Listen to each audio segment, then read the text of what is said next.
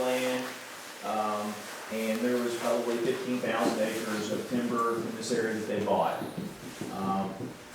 One of the species that they were after was American chestnut, of course. It was really popular, but the oaks are still pretty dominant, and that was one of them. Someone reminded me, I think it was Ty, that the wood, some of the wood that was cut off the forest was, of course, shipped out, and it was used to make the Singer sewing machine cabinets. So if you see the old time cabinet, there's a good chance that some of that lumber was used to manufacture the cabinets. Anyway, so the main block, which is where we're at right now, is about 10,000 acres. Okay, Mr. Robinson cut all the timber off of it, virtually clear cut it, very close to it. All the logs were sent to quicksand, and that was where the sawmill was set up.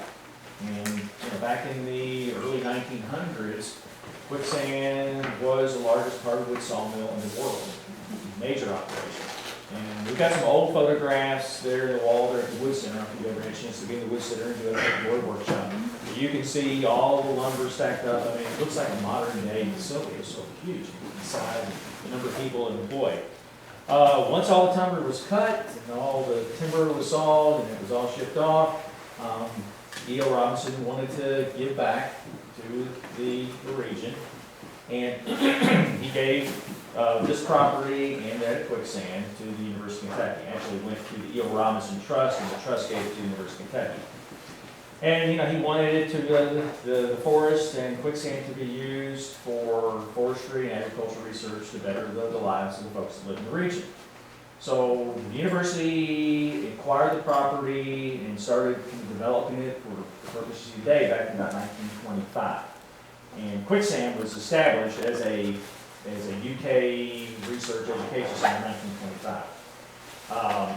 The cabins, which are used for lodging in the dining hall, and the timber, major timber for this facility, are made out of American chestnut. As you know, American chestnut doesn't grow anymore. It's susceptible to a disease.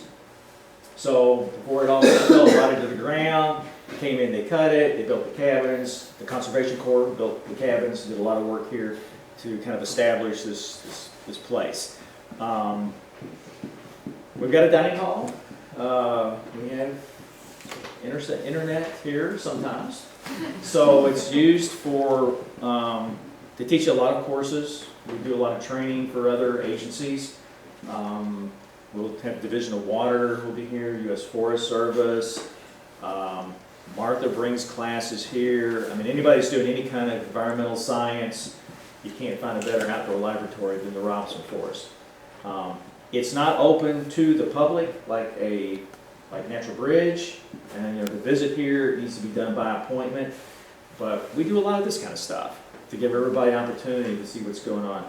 There's probably over 50 research studies right now going on the forest, and that's the reason we can't turn people loose, because most of us wouldn't even recognize what a research project is in the forest. But everything from forest regeneration to studies on salamanders. We had a graduate student that did a rattlesnake study where he actually caught rattlesnakes. They implanted transmitters, and his study was to track where rattlesnakes go, how far away from home they go, things like that. It's pretty interesting. The risk management folks at UK had serious problems with this, but they got it all worked out. So yeah, a lot of hydrology work. Clemens Fork, as I mentioned, the group in our van, Clemens Fork is considered one of the cleanest, most pristine streams in the state. And that's because the entire watershed is controlled by UK. So there's no impact from mining, logging, any of those kinds of things. So, it's about as clean as you can get. And it's used to compare other streams in the state. So this is kind of considered the cleanest. This is what they compare everything else to. So that's kind of neat. But there's a lot of hydrology work. There was a major research study started probably 8 or 10 years ago. But there were guidelines set up with logging companies and anybody who's using the land to maintain an undisturbed boundary between a stream and wherever your activity is, whether it's logging or whatever. And really, it wasn't very research-based under Kentucky's climate and conditions.